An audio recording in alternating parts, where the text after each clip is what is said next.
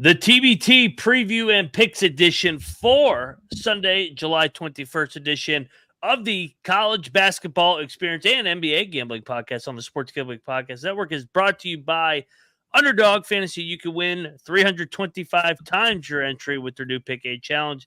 Sign up today using the promo code TCESGPN to claim your special pick and first time deposit. Offer up to $250 bonus in cash. Underdog Fantasy promo code TCESGPN. And we're also brought to you by Rhythm. Rhythm is loaded up with tons of picks for the British Open. Claim your 7-day free trial today by going over to sportsgamblingpodcast.com/rhythm. That is the sportsgamblingpodcast.com/RITHMM today.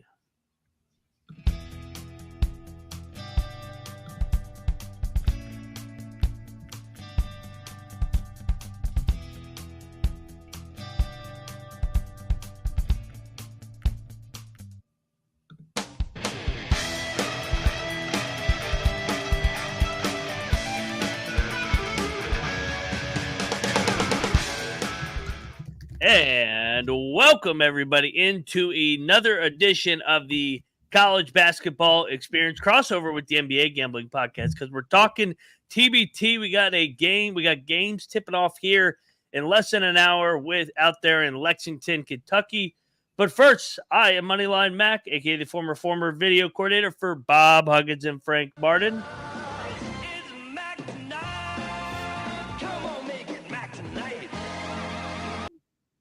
Also known as Mac Tonight. And joining me to talk TBT, you guys know him from the NBA Gambling Podcast, the MLB Gambling Podcast, and almost every other podcast on this network.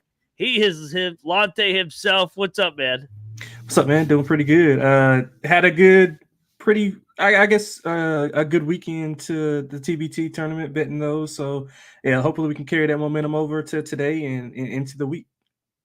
Absolutely. I went 3-0 on my locks yesterday. Yeah. And then the day before that, I was 1-2, but I hit my dog. So 4-2 on the locks, 1-1 on the dogs. So I'll take a little profit out of the TBT.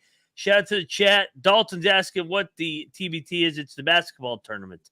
It's the prize is $1 million for the winning team. It's a round of 64 or tournament of 64.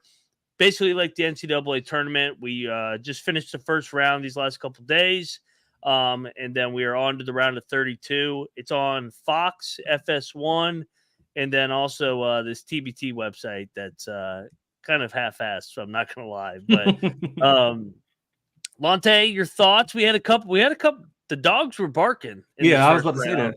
Yeah. Takeaways from the round of 64.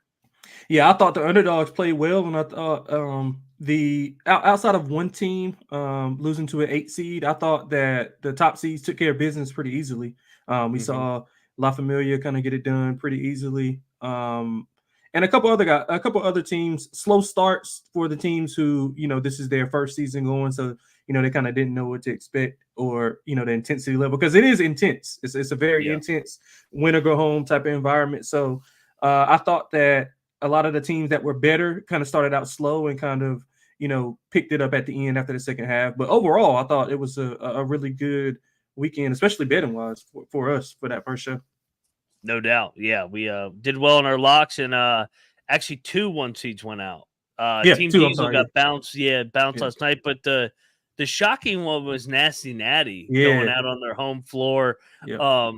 And then we're going to touch on the Cincinnati region.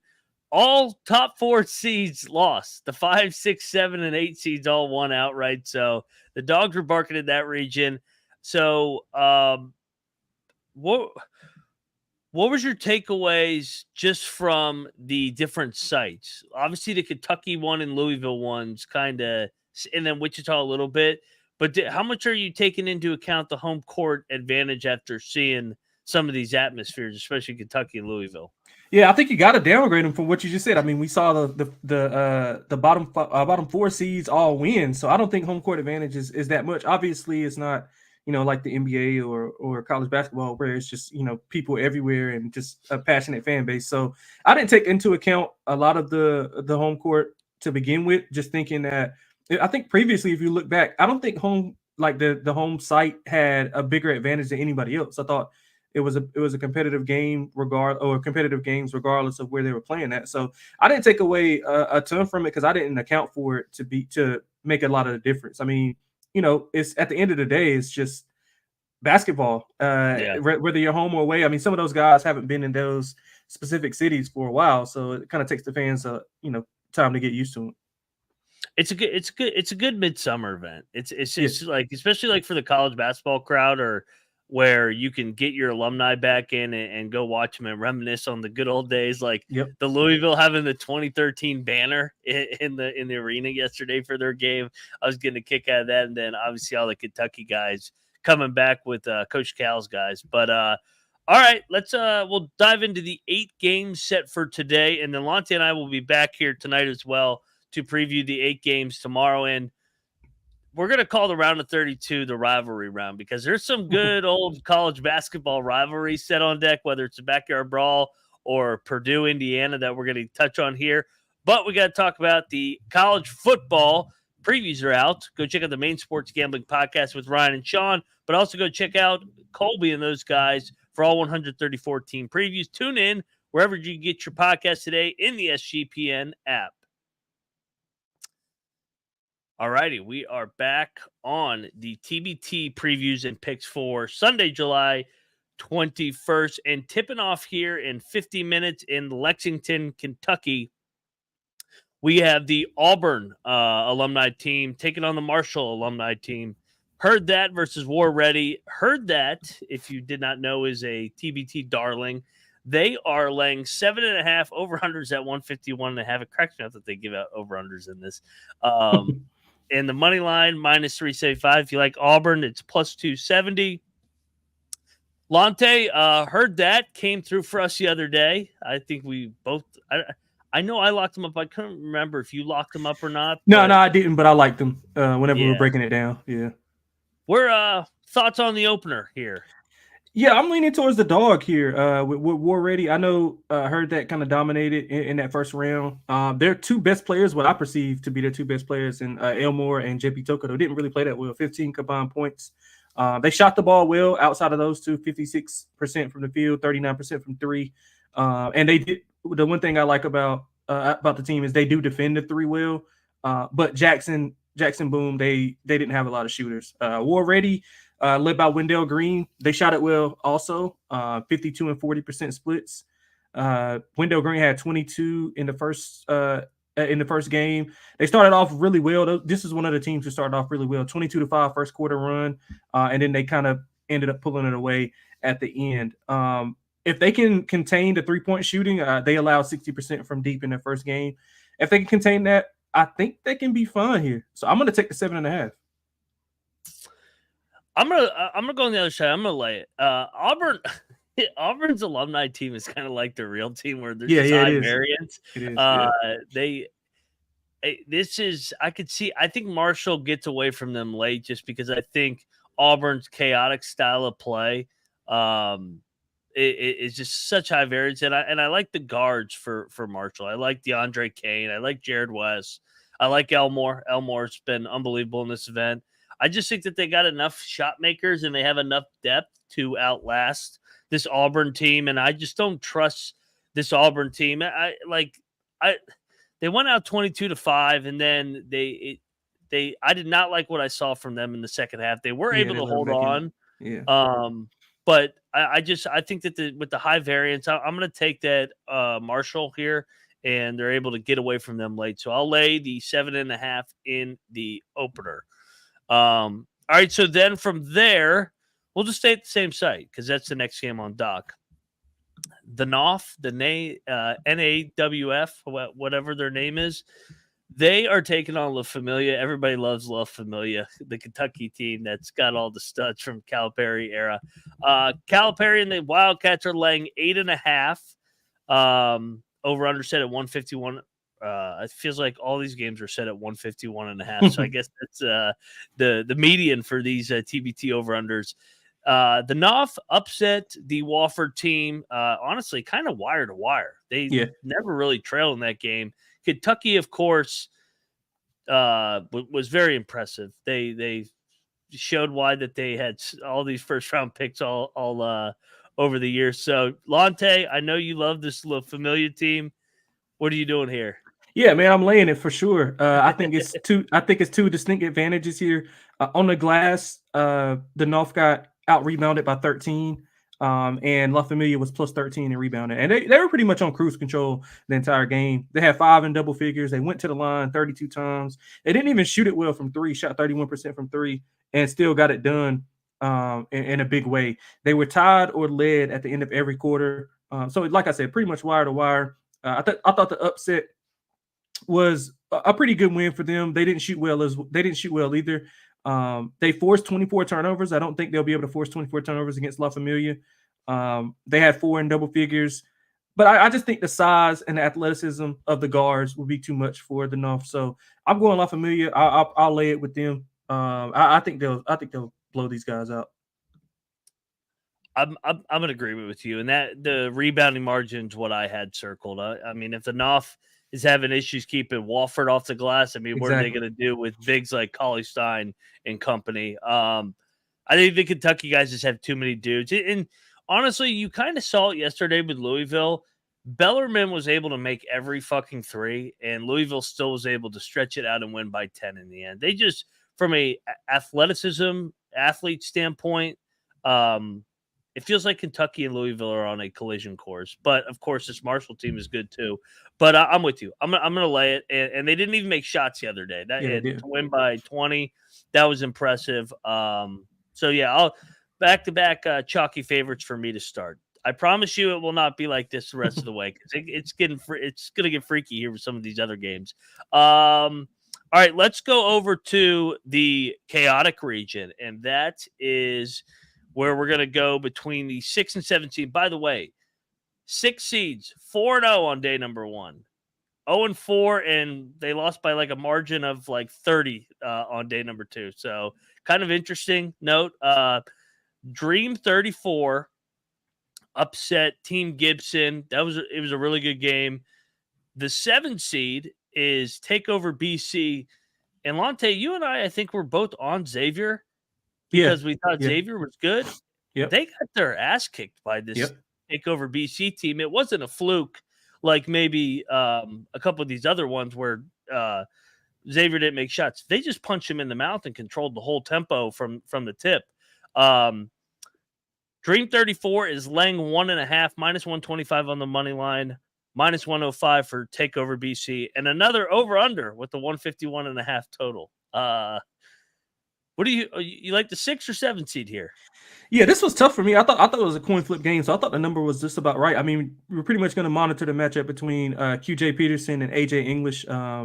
Peterson had 32 and English had 33 in their games. I thought maybe AJ English's was a little bit more I guess it was a little bit more meaningful simply because of who he was going against in that 2 seed. And they had 4 in double figures. English shot the lights out from 3. But I think they're similar in their like roster because not a lot of people did anything outside of those 2 guys. I mean, TBC had 2 starters who didn't make a field goal. If you look at Dream 34, outside of Peterson, wasn't really much there. They did have 13 turnovers, so they got to kind of limit that. I'm gonna go with TBC. I'm gonna ride with AJ English, and hopefully they can get those other starters going. They had a pretty good day from the bench, so if they can turn Dream 34 over, eliminate QJ Peterson, I think we get a win here with TBC.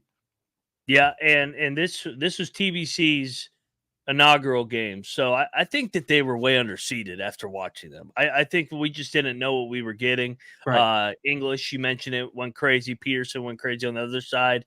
But there was more balance on the BC side. They had a couple other guys in double figures compared to 34 who had nobody. It was Peterson had half their points. I think they got enough guys. I think I know it's only 1.5. I think the wrong team's favored actually. I think this TBC team is the better team, better roster, and for them to do what they did to Xavier in Cincinnati, I was extremely impressed. So I'm going to take them here to get to the Sweet 16 with you, and let's go TBC. Real quick, let me hit an ad, and then we will talk about the remaining 5 games because we're brought to you by Underdog Fantasy. And get on over there to Underdog Fantasy because, guys, they have They have TBT on there. I'm pulling it up right now. So looking at the TBT higher lower, I'm looking at Wendell Green for War Ready, higher lower 20.5. John Elmore, higher lower 13.5. Do we like higher on Elmore? Yeah, I think he'll bounce back. He had a poor game. And they rested him. Yeah. I think he'll come up firing. Okay, and then what about Wendell Green? Yeah, I love Wendell Green because I'm on War Ready every time he touches it. Yeah, just like he did at Auburn. Exactly. So you got those two. You pair them up higher, and then we'll go to the Kentucky game. Which Kentucky guy do you like for a higher? I like Cauley Stein higher if they have his rebounds. They just have his points at 10.5. Yeah. Well, I think that's fine too. I think they'll dominate on the inside. Well, if you pair all three of those, you can get 6-1 with your entry. Like I said, man, that's impressive that Underdog has TBT higher lower. So you can get down onto any kind of action. Use the promo code right above my damn head, TCESGPN, to claim your special pick and first time deposit. Offer up to $250 bonus in cash. Underdog Fantasy promo code TCESGPN. And we're also brought to you by Circa Survivor Circa Millions. Bigger, better than ever before. 16 million guaranteed in prizes. Pick 5 games each week ATS or go through the gauntlet of the Survivor Challenge. Sign up, and they got the football contest proxy.com to save you $50 off. And with the code SGP, that is. And Ryan and Sean will be out there in about a month from now, August 22nd through 24th. So get on over there at the greatest sports book in America, Circa Sports, Circa Survivor, Circa Millions. All righty, we are back on the college basketball and NBA gambling podcast. Andrew's saying he's got a free prize picks play. We don't do prize picks anymore. They only underdog. But yeah, do Elmore and Wendell Green in the first one, Andrew. So shout out to you guys. All right, so we're through the 2:00 games. Now we got a 4 o'clock, a 5 o'clock, 6 o'clock, 7 o'clock, 8 o'clock. Good. They stagger it out. Feels like the NCAA tournament a little bit with these games staggered out in the round of 32. All right, let's go to this number just moved. Team About a Millions, who upset Cincinnati, our nasty natty pick that fell right on our face. They're laying 2.5 against Red Rose Thunder, who I'm going to credit you. You were all over them. They look super impressive, winning by 30. They're the dog? I think it's a little bit. Yeah, I think that's a little bit of overreaction there for sure. I mean, they looked okay against Cincinnati. I mean, they won by 4, but they didn't shoot the ball well. I mean, they had 36% from the field, 30% from 3. I think it's more so Cincinnati just not playing well versus them playing. I mean, obviously give them credit, but I think it had more to do with Cincinnati than it did them. Red Rose Thunder, I mean, Akil Carr played well off the bench, 13 points. They didn't shoot the ball well either, but I was a little bit more impressed with what they did from a group effort. They had 4 in double figures, 26% from 3. They were +9 and rebounding. So just for them to be able to do that against a team who I didn't think was that good. And they were priced wrong as well. So I think they're getting disrespected again here. So I like Red Rose Thunder a lot here. I'm quickly going through like the Twitter because they announce who's injured. I don't see anybody for Rose Thunder. Yeah, I didn't see anybody either. They just took that game off the board too, by the way. I'm on Rose Thunder. Yeah, with you. You took. Sorry, I was looking. You took Rose Thunder, correct? Yeah, absolutely. Yep. I'm with you, man. I think it was more about Cincinnati just being bad. I mean, Jaron Cumberland started like 0 for fucking 17 to start the game. Yeah, and they still almost came all the way back and won. Give me Rose Thunder 3-time. The odds for all these games are on DraftKings, TBT, and then Underdog has the player props higher lower. So yeah, I'm going to take Rose Thunder with you, man. I was impressed. Collinson and company. I think definitely the wrong team is favored in this one. So we're in agreement in another one here, Lante. All right, let's get over to – this is going to be a good game. Yeah, it 1-4 matchup. in the Houston region. Challenge ALS with a unbelievable comeback against the autism team. Or sorry, I can't, it's fucked up. It sounds so fucked up when I say that. The team autism. Bleed Green is laying 4.5 minus 210 on the money line. They won by 15 in their opener. Over under 148.5. I kind of like the dog here. Yeah. I think they got the vets. They're battle tested. They didn't play well the other day, and then they grinded it out, outscoring them in overtime by I think about 10. You lean to the dog as well? Yeah, I like the dog as well. I thought that Bleed Green, I thought the score was a little bit deceiving. It was back and forth pretty early. They just kind of pulled away late. They didn't shoot the ball well, but I think that had a lot to do with the defense that they were going against. But I mean, Challenge, they got good guard play. They didn't get much production from their bench. They got 8 bench points total. So I think that corrects itself. Tyrese Rice didn't play well. Darren Collison was great, 18 and 6 assists.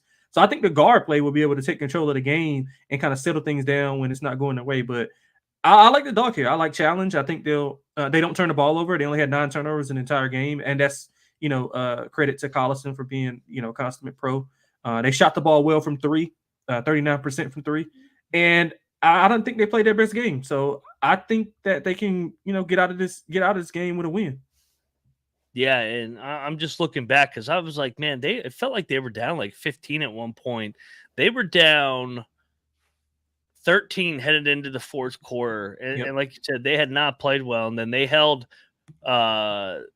team NYC Autism to 11 points in the fourth quarter slash the Elam ending overtime, whatever you want to call that period. So I think this is going to be a slug it out defensive matchup because Bleed Green too. They're in North Texas. They played for Grant McCaslin. They're a slow tempo, grinded out team. So yeah, let's go. I'm on the dog here. I think they're live. Stay tuned. That might be the dog of the day. Taking this 4-seed Team A or Challenge ALS because they've advanced in this tournament over the years as well and are battle tested.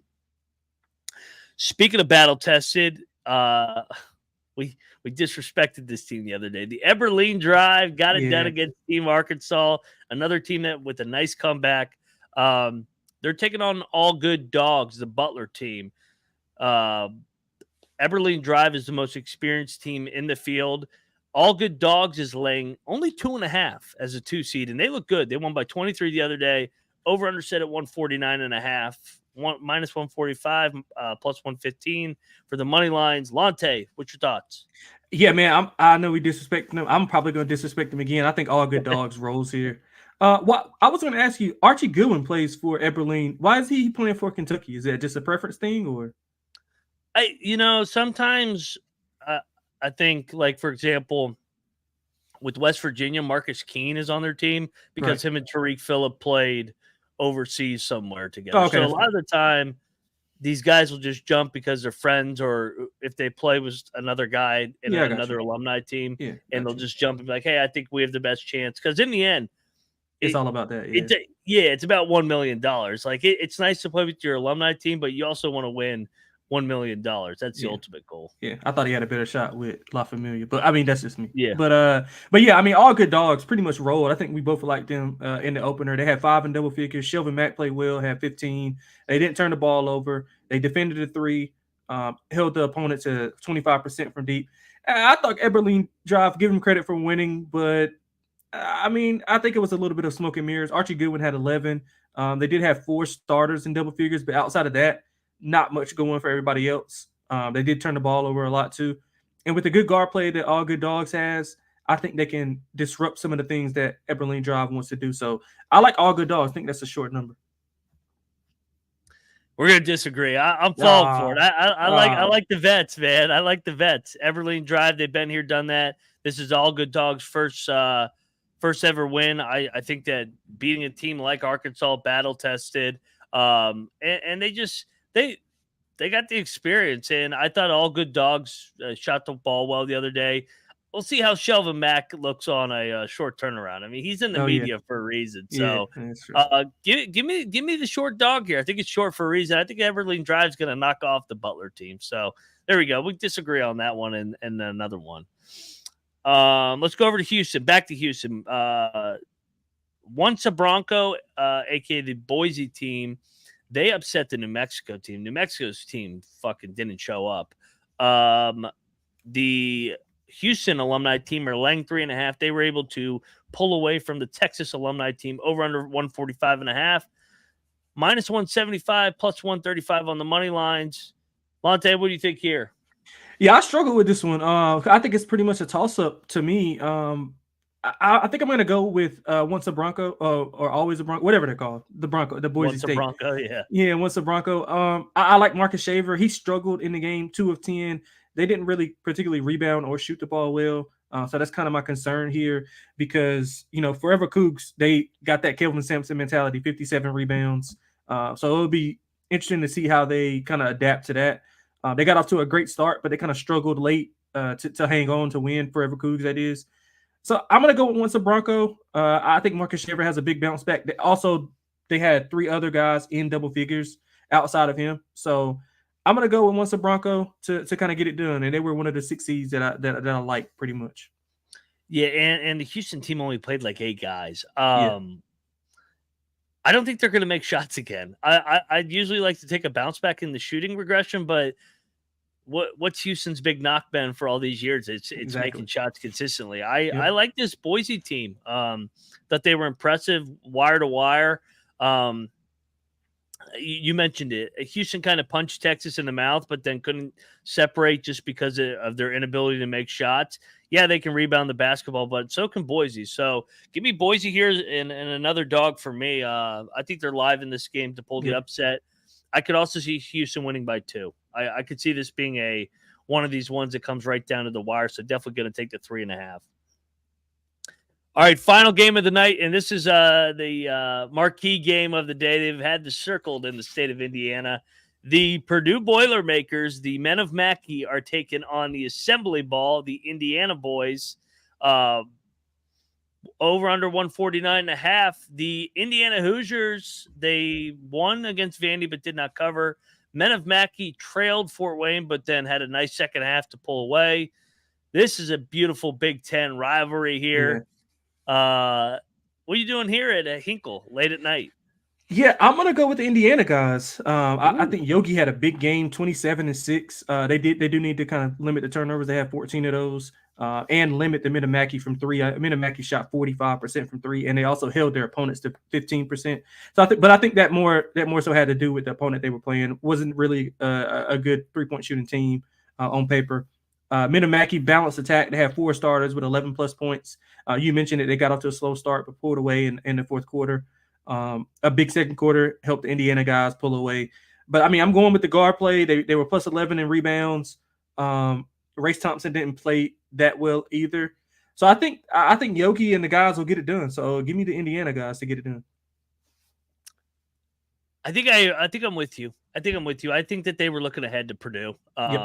It's natural. I mean, we saw it with Pitt last night. Pitt almost got upset after they knew if they win, they're going to play West Virginia in the backyard brawl. I think it was the same thing. Valpo gave them everything that they could handle. And I think that they kind of just went through the motions once they got that early lead. So I like Indiana to pull away late here. I think that they have the better roster than the Purdue one, led by Yogi. Especially on the short turns, I like taking the more fresher legs, the younger guys. So give me Indiana to pull away late, probably win by 8 or 9. In this, and I'm looking forward to this one. Anytime you can get these rivalries in the midsummer, it's absolutely beautiful. So real quick, one more ad before we give out our favorite locks and dogs for the day. The British Open is, well, it's going on right now. It's about over. But if you need to get some other golf picks, they got the AI backed data rhythm. You're missing out. Not just outright winners, top 5, top 10, top 20s. And you can customize your own betting model with Rhythm tools. Claim your 7-day free trial by going over to sportsgamblingpodcast.com/rhythm. That is the sportsgamblingpodcast.com/RITHMM today. Andrew in the chat still asked for Andrew. We did higher on Elmore and we did higher on Wendell Green for points. So whatever it is on your app, that was Lante and I. So I agreed with Lante. So all right, Lante, 8 games, so 2 locks and a dog. There's some good dog opportunities. Yeah, it is. So I'll start off with the dog, man. I'm gonna go with War Ready. I know that's what game we disagreed on at the top. Yeah, they're what are they, plus 270 on the money line. I think that they can get it done. They just have to limit Elmore and Tokoto. If they can shoot the ball well, I think they can get it done. Like you said, it's a Auburn team, so you know they got a high upside and a high downside. So I'm banking on it being somewhere in between. They got to rebound the ball better. I think Wendell Green, has got to be a little bit more efficient and get those other guys going. But I like the dog in War Ready. So I'm going to start off the day. That's the first tip. I gave that out early because it's going to be going off in about 15 minutes. So wanted everybody to get that in. So that's what I like for the dog. For the lock, I mean, if it ain't broke, don't fix it. I'm going with La Familia against the North. I mean, I just think that this team is just poised to get it done. They got the advantage on the inside. The guard play is really good. I mean, the upset that they did, they got rebounded by Wofford, like you mentioned. Not a good sign to be going against some giants that you're going to be going against with La Familia, not including the guard play. Very balanced. They went to the line 32 times. Don't think they'll be able to stop it. Didn't shoot the ball well either. So I think La Familia rolls in that game. So they are laying, I think, 8.5. Yep. Yeah, so I like that.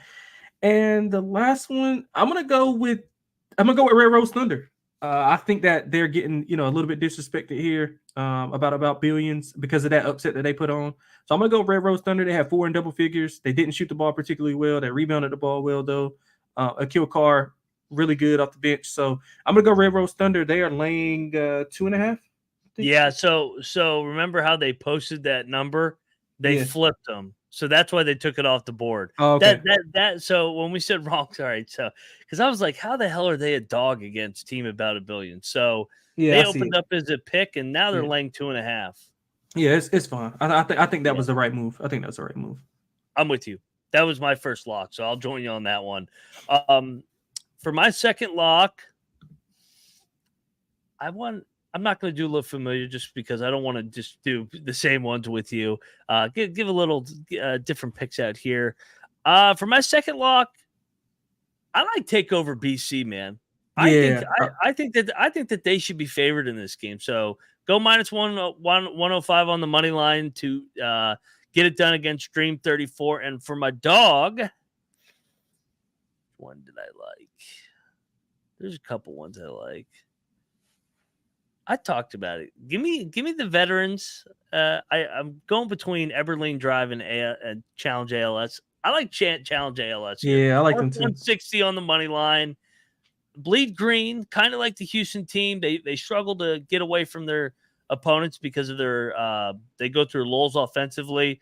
Give me Challenge ALS to pull the upset down there in Houston. Let's go.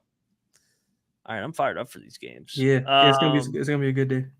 Yeah. So, guys, go check out the games today. We got 8, and then Lante and I will be back for the 8 games on deck tomorrow. Lante, anything else before you want to plug before we get out of here? No, man, that's it. Yeah, we'll be back to reconvene, and hopefully we got some winners in the pockets for the going into the round of Sweet 16.